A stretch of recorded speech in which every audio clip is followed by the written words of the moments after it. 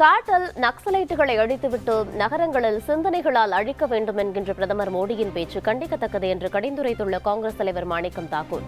வாயில் வடை சுடுவதில் பிரதமர் மோடியை யாராலும் மிஞ்ச முடியாதெனவும், பிரதமர் மோடி தன்னுடைய ஏமாற்று வேலைகளை எல்லாம் நிறுத்திக் கொள்ள வேண்டும் எனவும் தெரிவித்துள்ளார்.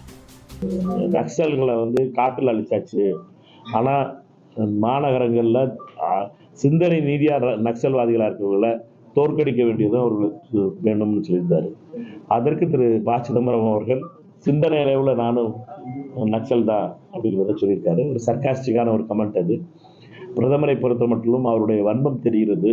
யாரெல்லாம் பொது உடைமை பேசுகிறார்களோ, யாரெல்லாம் மக்களுக்கு சொத்துக்கள் மக்களுக்கும் பங்கு கொடுக்கணும் அப்படின்னு நினைக்கிறாங்களோ அவர்களெல்லாம் நக்சல்னு சொல்றாரு. இப்போ யார்கிட்ட கேட்டீங்கன்னா சரி வேலை இல்லைன்னு தான் பதிலாக வருது ஒழிய யாரும் படித்த பிள்ளைகளுக்கு வேலை கிடைக்க மாட்டேது. தொடர்ந்து ஏமாற்று வேலையை மோடி அவர்கள் நிறுத்தணும்.